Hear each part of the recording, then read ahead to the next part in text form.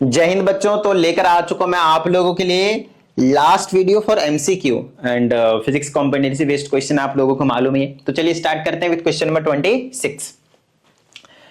Assertion reason question है। इसमें कहा जाता है when the displacement is zero then the work done is zero. देखिए वर्क डन का फॉर्मूला क्या आता है, F S cos theta, force into displacement into cos theta.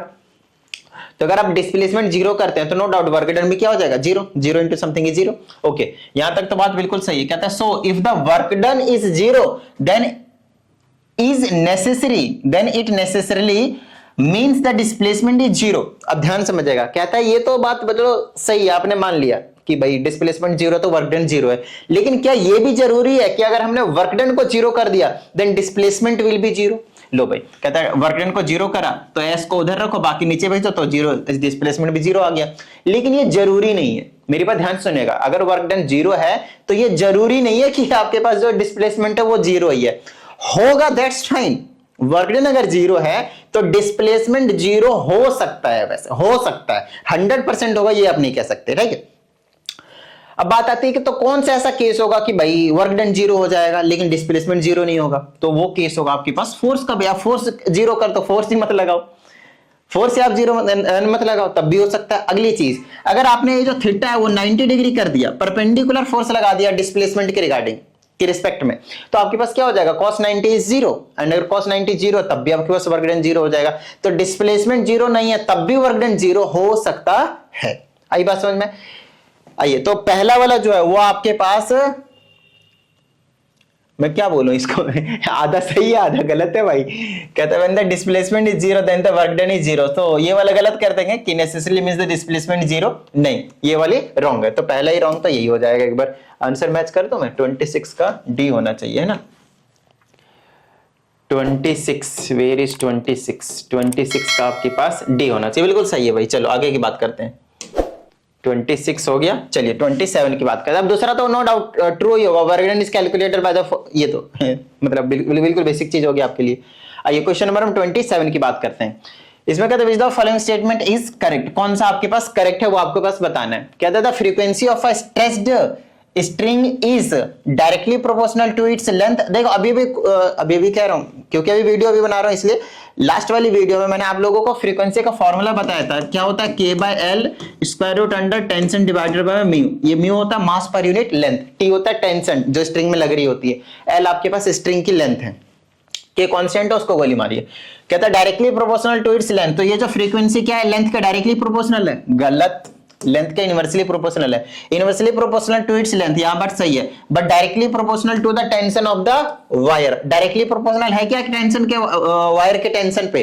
तो डायरेक्टली प्रोपोर्शनल तो है लेकिन स्क्वायर रूट भी है, तो है स्क्वायर रूट, सिर्फ डायरेक्टली प्रोपोर्शनल नहीं कर सकते। अगर स्क्वायर होता है तो directly proportional to the square of the tension of the wire, ऐसे करके आपको बताना है। वैसे यहाँ पे स्ट्रिंग बोल दिया और यहाँ पे वायर बोल दिया है, खैर वो स्ट्रिंग की बात कर रहा है वैसे तो, ठीक है ना। चलिए, या फिर यहाँ पे आप वायर समझ लें, कोई दिक्कत वाली बात नहीं है। तो इनवर्सली प्रोपोर्शनल टू लेंथ है बट डायरेक्टली प्रोपोर्शनल भी टेंशन के, लेकिन स्क्वायर रूट के है। तो अगर कहीं पे नहीं हुआ स्क्वायर रूट तो पहला ये वाला ऑप्शन को हम सही कर देंगे। तो अभी इसको लिए होल्ड पे रखते हैं।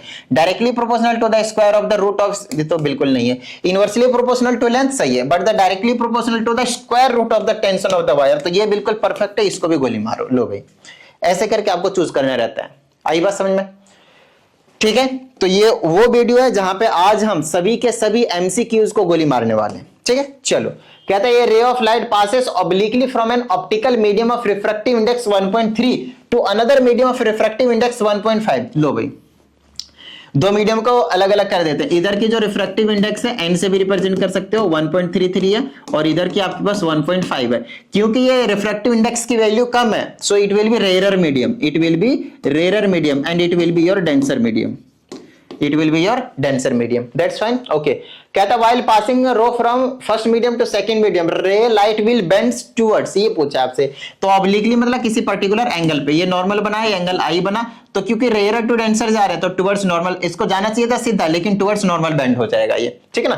तो towards to the bends towards the normal हो गया क्वेश्चन डन। चलिए आगे की बात करते हैं। क्वेश्चन नंबर 29 ये रहा, क्या बात है। कहता है you want to register your name for an examination for registration purpose you need a passport size photograph of yourself. When you went to a studio, the photographer told you to sit on a chair in front of a white screen in the room. ठीक है, तो ये तो फालतू की बातें हैं। Main चीज पे आते हैं। मेन चीज यहाँ पे ये है कि आप एक स्टूडियो में गए और फोटोग्राफर ने आपको बताया कि भाई ऐसा है, ये जो व्हाइट स्क्रीन है उसको अपने पीछे रख के उसके सामने आप यहाँ पे बैठ जाइए। अब असर्शन दिया है आपके पास, ठीक है ना, कहता है this is purposefully done so that you as an object should stand beyond the center of curvature of the camera lens but surely not at infinite distance। तो इन्होंने बोला कि ये जो जब आप गए स्टूडियो में तो उन्होंने क्या बोला हुआ है कि ये जो पर्सन है वो कहां खड़ा होना चाहिए, ये जो व्हाइट वाली स्क्रीन है इसको बड़ा कर दूं, ये जो व्हाइट वाली स्क्रीन है उसके ठीक सामने आपको क्या करना है, खड़ा हो जाना है, ठीक है। और आप ये जो कैमरा मैंने क्या थोड़ा दूर रखा है, इसको क्यों रखा है दूर, क्योंकि वो डिपेंड कर रहा है आपके पास सेंटर ऑफ कर्वेचर। ध्यान समझिएगा, अगर आप पासपोर्ट साइज फोटो चाहते हैं तो पता है आपको क्या करना पड़ेगा, सेंटर ऑफ कर्वेचर के बियॉन्ड पीछे रहना पड़ेगा ताकि आपके पास स्मॉल साइज का जो फोटो है वो आपके पास मिल सके, और कुछ नहीं, ठीक है। आइए दूसरे की बात करते हैं। तो ये बात सही है, कहते हैं the characteristics of the image formed are that it can be on a screen and also it is diminished in size. बिल्कुल सही बात है, इसीलिए कि स्क्रीन पे आ जाए, मतलब रियल एंड इन्वर्टेड इमेज बनती थी। अगली चीज, और वो diminished in size, small in size भी होता है। तो एक्सप्लेन भी कर रहा है, सारी चीजें सही है, तो पहला ऑप्शन करती थी। आइए अगले की बात करते हैं। क्या कहा जाता है हमसे, इसमें कहा जाता है reverse which originate from the glaciers, और साथ ही बोला है at high altitudes have a supply of water through out the year. This is because ice in high mountains does not melt all at once. This is due to। तो इसमें जो statement दी गई है, लिखी गई है, उसको आपको पहली बात तो डाउट नहीं करना, वो 100% ट्रू है, ठीक है ना। और आपसे वो रीजन पूछ रहा है कई बार बच्चों का ना स्टेटमेंट में डाउट हो जाता है, और ये हाई एल्टीट्यूड में तो मतलब वो कम मेल्ट होएगा, धीरे धीरे मेल्ट होएगा, ऐसा थोड़ी होता है, जल्दी मेल्ट होना चाहिए, सूर्य दादा वहां पहले आते हैं, ऐसा नहीं होता। ध्यान समझना है, इसको कॉन्सेप्ट अच्छे से समझना, ठीक है। तो क्योंकि देखो क्या होता है, आप जितने ज्यादा हाई एल्टीट्यूड पे जाते हैं ना तो वहां पे एटमॉस्फेयर कम होता जाता है। एटमॉस्फेयर कम होता जाता है तो वहां पे कार्बन डाइऑक्साइड का लेवल कम होता चला जाता है। कार्बन डाइऑक्साइड का लेवल कम होता चला जाता है तो सनलाइट ट्रैप नहीं होता, और सनलाइट ट्रैप नहीं होता तो वहां पे ठंडी ज्यादा होती है, और ठंडी ज्यादा होती है तो मेल्ट कम होगी ये कॉन्सेप्ट होता है। और आपके पास यहाँ पे जहां पे हम अभी रह रहे हैं वहां पे बहुत ज्यादा अमाउंट में कार्बन डाइऑक्साइड आपके पास बढ़ता जा रहा है, तो कार्बन डाइऑक्साइड क्या करती है, सनलाइट को ट्रैप करती है, और यहाँ पे जो गर्मी है वो ज्यादा हो जाती है, यहाँ पे तुरंत मेल्ट हो जाता है। ये कहानी होती है और कुछ नहीं, ठीक है। तो इसमें हमसे कहा जाता है कि ये क्यों होता है। तो सबसे पहली बात यहाँ पे आप देख पा रहे होंगे कि जो आइस है उसे मेल्ट कर रहे हैं, मेल्ट करने के बाद किस में कन्वर्ट कर रहे हैं, वो लिक्विड में कन्वर्ट कर रहे हैं, वाटर में कन्वर्ट कर रहे हैं आपके पास। तो सॉलिड किस में कन्वर्ट हो गया, यहाँ पे वाटर लिख देता हूं, आइस को आपने वाटर में कन्वर्ट किया, मतलब सॉलिड जो आपके पास वो लिक्विड में कन्वर्ट किया आपने। तो सॉलिड जब लिक्विड में कन्वर्ट होता है तो उसे हम बोलते हैं मेल्टिंग प्रोसेस, या फिर उसी चीज को हम बोलते हैं फ्यूजन के नाम से जानते हैं, फ्यूजन, फ्यूज हो रहा है। तो पहली चीज ये वाला ऑप्शन और ये वाला ऑप्शन तो वैसे भी नहीं हो सकता, ठीक है ना। लो और हाई स्पेसिफिक, नो डाउट, इसमें कोई डाउट वाली बात नहीं है कि जो आइस है, वाटर है, उसकी स्पेसिफिक हीट कैपेसिटी बहुत ज्यादा है। तो जितना टाइम उसने जमने में लिया है उतना ज्यादा ही टाइम, मतलब जमने में भी टाइम लेता है, तो जमने में अगर ज्यादा टाइम लिया है तो उसे मेल्ट होने में भी ज्यादा टाइम लगेगा। ये हाई स्पेसिफिक हीट कैपेसिटी वाले की प्रॉपर्टी होती है। तो ये भी फिर भी नहीं हो सकता क्योंकि आइस की जो स्पेसिफिक हीट कैपेसिटी काफी ज्यादा होती है, वाटर की 4200 आपको हमने बता रखा है। तो हाई होने की वजह से लेटेंट हीट ऑफ फ्यूजन जो वो धीरे धीरे मेल्ट होता है, और पूरे साल आपको क्या करता है, देते रहता है। क्या देते रहता है भाई, मौज लो, आई ना बात समझ में, नदी में पानी। आगे की बात करते हैं। इसमें कहा जाता है if 3 registers R1, R2, R3 are connected in series, और हमें बता दिया कि R1 is greater than R2 is greater than R3, then what is the relationship between the currents I1, I2, I3 respectively flowing through them. देखिए मेरी बात ध्यान सुनिएगा, अगर पहला रेजिस्टेंस है, दूसरा रेजिस्टेंस है, तीसरा रेजिस्टेंस है, और ये तीनों ही अगर आपके पास सीरीज में कनेक्टेड हैं, और मान लेते हैं कि यहां से करंट को पास करा रहे हैं, तो यहां से भी आई करंट ही पास होगा, और यहां से भी आई करंट ही पास होगा, और पूरे सर्किट में आपके पास आई करंट ही पास होगा। वहीं अगर मैंने इसको पैरेलल में कनेक्ट करवा दिया कुछ इस तरह से, ये तीन को मैंने पैरेलली कनेक्ट कर दिया इस तरीके से, ठीक है ना, इस तरह से पैरेलली मैंने कनेक्ट कर दिया और यहां से मैंने करंट को भेज दिया। तो ध्यान समझिएगा, यहां से तो करंट आई जाएगा और निकलेगा भी यहां से करंट आई। लेकिन यहां पे प्रॉब्लम क्या है कि इसमें अलग करंट जाएगा, इसमें अलग करंट जाएगा और इसमें आपके पास अलग करंट जाने वाला, I1 I2 I3 depending upon their resistance. तो इसमें R1 है, इसका R2 है और इसका R3 है। यहां पे मैं अभी सीरीज का तो ऑप्शन हो गया, ये पहला ऑप्शन इसका आपके पास करेक्ट होने वाला है। क्यों? क्योंकि जब हम सीरीज में कनेक्ट करते हैं तो करंट हर एक रेजिस्टेंस के अबाउट सेम जाता है, चाहे रेजिस्टेंस कुछ भी हो, चाहे रेजिस्टेंस कुछ भी दिया हो, उससे कुछ भी फर्क नहीं पड़ता है। आई बात समझ में? अच्छा, अगर मैं यहां से करंट को भेज रहा हूं, देखिए इसको आप समझने के लिए ऐसे समझ सकते हैं, एक पतला सा पाइप है और एक आपके पास ज्यादा सा पाइप है। इसका मतलब ये है कि रेजिस्टेंस आपके पास कम ज्यादा है, जिसकी एरिया कम है उसका रेजिस्टेंस ज्यादा है। रेजिस्टेंस ज्यादा है तो अब ऐसा नहीं है कि यहां अगर मैंने 5 लीटर पानी डाला और यहां से भी अगर मैंने 5 लीटर पानी डाला तो इसमें से कम बाहर निकलेगा या फिर इसमें से कम बाहर निकलेगा, नहीं, दोनों में से बराबर बराबर निकलने वाला है। तो ये जो 5 लीटर है उसे आप क्या समझे? करंट समझे। तो जो आई करंट भेजा है वही करंट आई निकलेगा। पैरेलल के केस में भी यही होता है, आई करंट भेजा है तो निकलेगा आपके पास आई करंट ही, कोई दिक्कत वाली बात नहीं है। लेकिन क्या होता है, किसी में से कम निकलेगा, किसी में से ज्यादा, किसी में से कम, किसी में से ज्यादा, बट ओवरऑल जितना आपने डाला वो सारा निकल जाएगा, जितना आपने डाला वो सारा निकल जाएगा। और किसमें कम रहेगा? जिसका जो रेजिस्टेंस है वो ज्यादा होगा, क्योंकि वो रेजिस्टेंस को करंट को क्या करेगा? अपोज करेगा। तो अगर ऐसा है, इस वाले ऑर्डर में है, तो करंट इसका उल्टा हो जाएगा। ये वाला ऑप्शन अगर यहां पे सीरीज की जगह अगर पैरेलल बोल देता, सीरीज बोला ना, यहां पे अगर पैरेलल बोल देता तो ये वाला ऑप्शन हो जाता। आई बात समझ में? ये वाला ऑप्शन हो जाता। तो ध्यान से ना, हमने आपको दोनों ही कंसेप्ट क्लियर करवा दिए। तो अगर ऐसा कोई कभी दूसरा क्वेश्चन आ जाए तो घबराना नहीं है और बड़े प्यार से सोच कर समझ कर आपको आंसर कर देना है। अब हमारे पास एक क्वेश्चन है साउंड से, तो देख लीजिए, कहता है what is the ratio of the wavelength of. तो आप लोगों को वेवलेंथ का एक फॉर्मूला पता है? नहीं पता। Velocity is equal to lambda into frequency, ये तो नाम तो सुना ही होगा।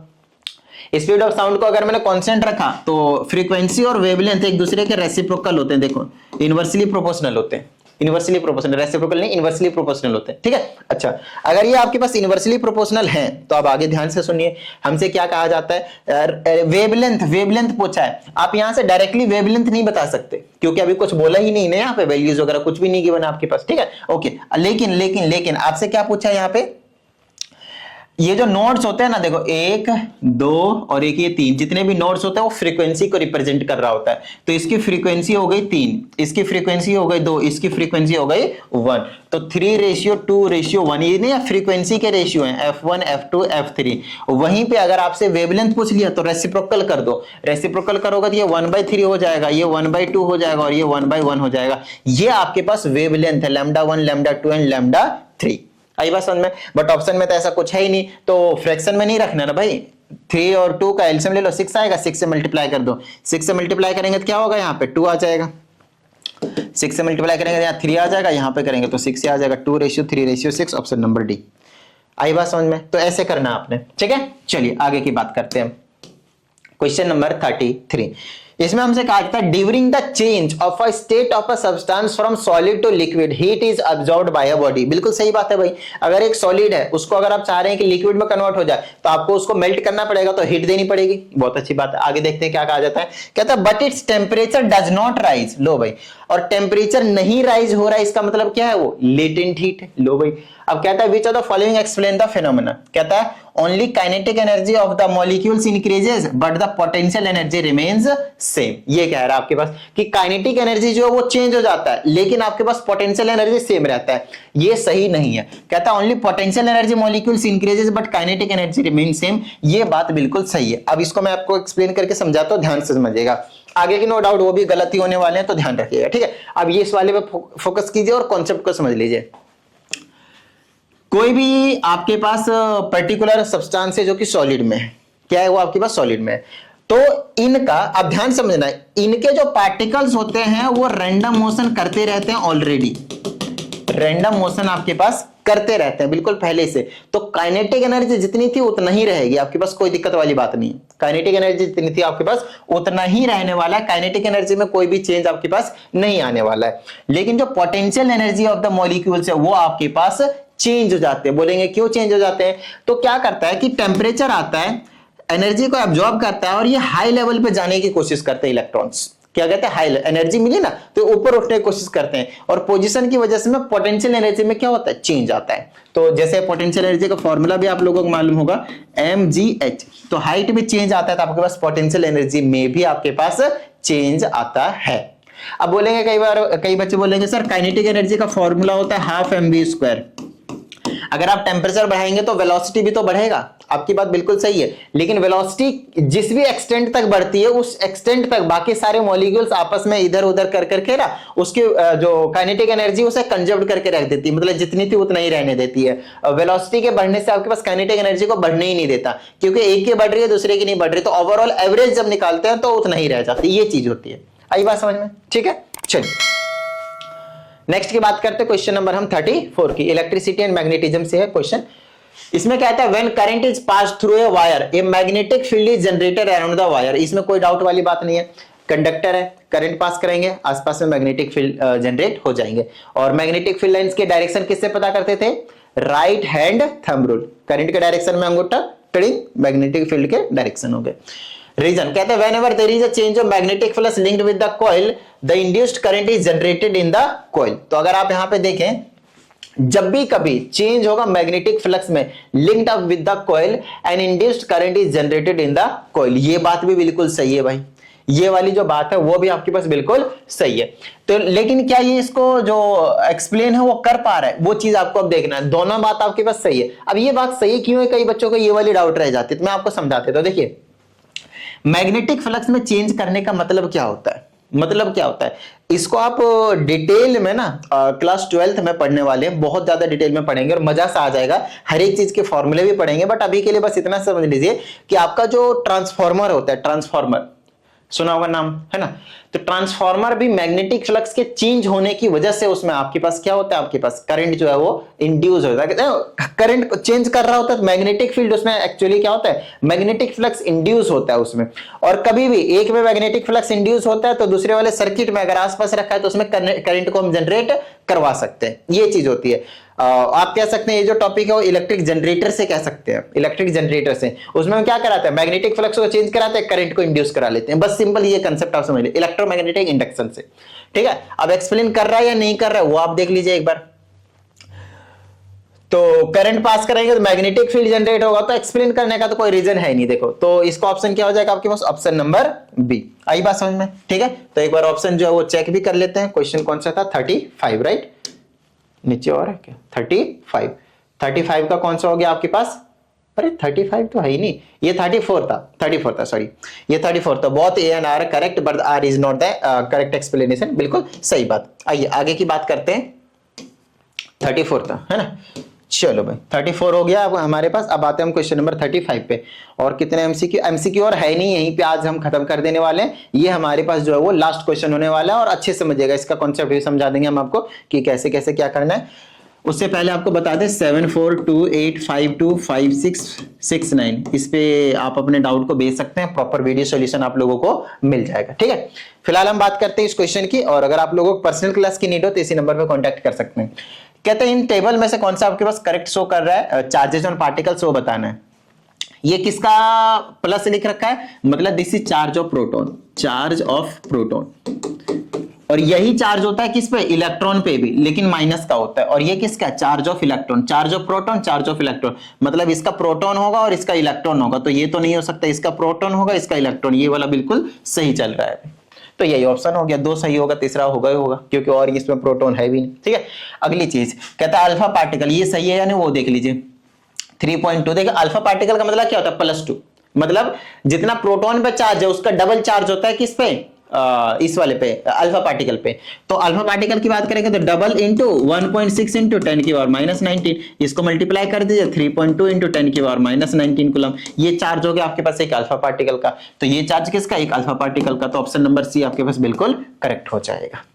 कोई दिक्कत भाई यहाँ पे नहीं ना, डन, ओके ग्रेट। तो चलिए उम्मीद करते हैं इस वीडियो में जितनी भी चीजें आप लोगों को समझाएगी सभी चीजें समझ में आ गए होंगे। और ऐसा फटाफट वीडियो को लाइक करिए, शादी करिए चैनल पे। तो देखिए अभी मैं क्या करता, फास्ट बोल रहा था। अब फास्ट जब भी बोलते हैं तो अभी मैंने बात भी करी थी इस वीडियो में परसिस्टेंस ऑफ हियरिंग की। मैंने इतना फास्ट बोल दिया कि 1 सेकंड में लगभग 8, 9, 10 के आसपास जो है वो सेंटेंसेस बोलने लगे, वर्ड्स बोलने लगे। और वो आपका माइंड कैप्चर नहीं कर पा रहा, क्योंकि वो कैप्चर तभी करेगा जब आपके पास 1/10 ऑफ अ सेकेंड मतलब 0.1 सेकेंड के पहले दूसरा साउंड नहीं आना चाहिए उसको, 0.1 सेकंड में एक साउंड को कैप्चर करता है हमारा माइंड। तो जब मैं अगर तेज तेज बोलता हूं और आपको समझ में नहीं आता तो आप समझ लीजिए वहां पे आपके पास परसिस्टेंस ऑफ हियरिंग का जो कॉन्सेप्ट है वो लग रहा है। ठीक है, तो चलिए उम्मीद करते हैं इस वीडियो में जितनी भी चीजें समझाई गई थी सभी चीजें समझ में आ गए होंगे। और अगर ऐसा है तो फटाफट वीडियो को लाइक करिए, साथ ही अगर चैनल पे नई स्टूडेंट चैनल को सब्सक्राइब करके बेल आइकन प्रेस कीजिएगा। मिलते हैं अगली वीडियो, प्रैक्टिस करते रहिएगा। जय